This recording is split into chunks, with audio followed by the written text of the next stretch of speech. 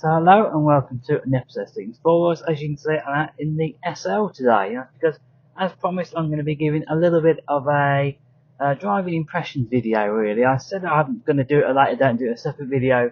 That's because there's quite a bit to talk about when it comes to actually driving this car. So I'm just started it up. I'm going to let it warm up for a little bit. Give it a couple of minutes, get it in to get warm, and then we'll be on our way. So now that we're out and about in the SL, I can give you my initial impressions of this car. And I will be honest, for a big V8 I thought it would be faster.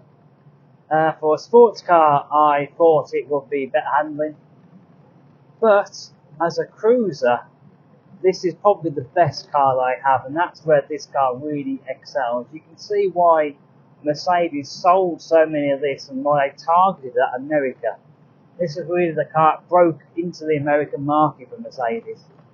And it is an utter and complete joy to drive. It just rides along its own little pace. I don't ever feel like I need to get anywhere particularly that fast in this car. That's because I'm probably not going to.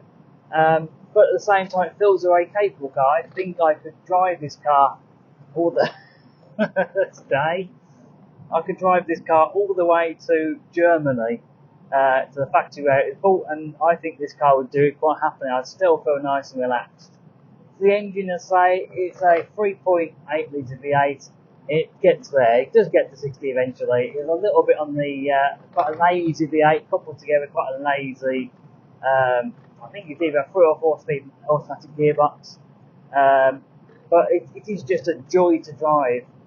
It's not a bad thing that it's not a sports car, I have to admit. I think what helps as well with particularly the lovely ride that it has, does feel like you're floating along quite happily. It's got quite soft suspension.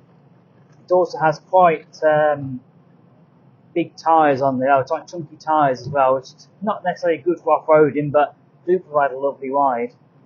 I am currently toying with the idea of potentially actually lowering the suspension a little bit. There is a suspension kit the SL shop offers. It's called their Sport Line kit.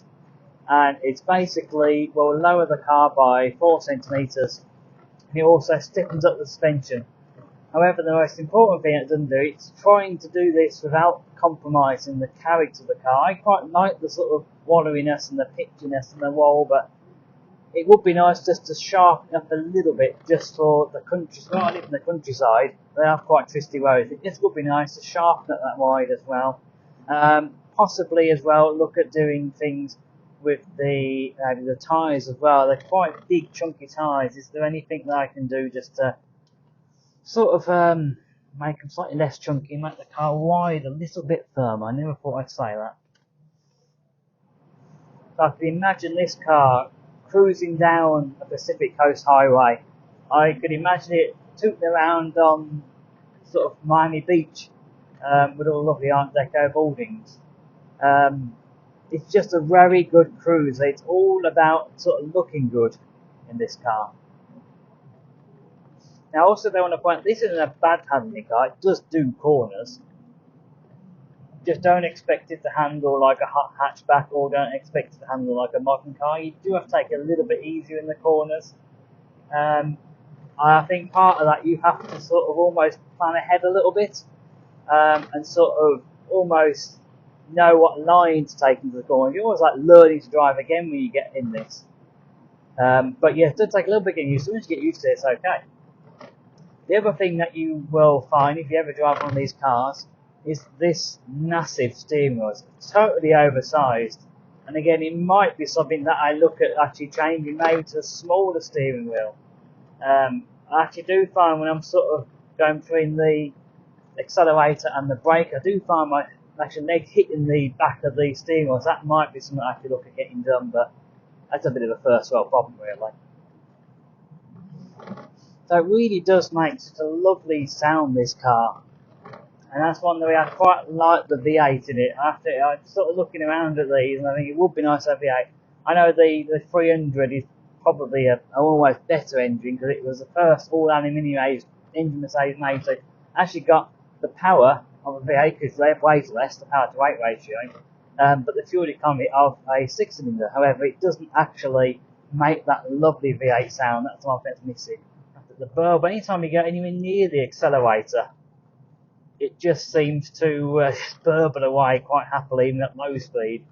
And one of the things one thing that I don't think you use a car for is a bank robbery. It's not a very good getaway car. It's just far too noisy to get away. Yes, it might be quick enough, but it's far too noisy to do anything. You try and subtly escape them anywhere, and it's just not having it. No, I'm going to burble them out of this problem. One other thing I'll say, every time I take this car out, you always feel very special in it. I always get people waving at me, people looking at it, people pointing at it, and it's just the most sort of wonderful feeling that actually you are driving something very special. And yeah, it's just nice to drive. I drive my V-Class every day, and that's just a big box on wheels, which is nice enough, gets the job done, but you do feel like you're someone. I could just imagine when this car was new in 1985, I'd love to have met the first owner and seen his almost response to this car when he picked it up. It is such a beautiful car. And as for the driving experience, it's so nice looking over the bonnet, seeing all the lines of the bonnet, looking down at this lovely instrument cluster, this great big steering wheel, the 3 vents that you get, although mine's got the option of just temperature gauge in there, so I don't quite get that. All the wood trim, it's just a lovely place to sit. And there's nothing better than just going out in this car, and I found I just love driving this car more than actually like going to shows or more than like cleaning it. It's just, I never thought I'd say that. I thought I'd just want to be spending a bit of time doing a little bit of everything, but actually just drive so lovely. It's a lovely experience to me. So that's my first sort of impressions on this car. I will be going into a bit of a more in-depth review and doing a little bit more like a buyer's guide or an owner's guide sort of thing eventually. Now if I want to do a few more miles on the car before I do that and get to know the car a little bit more.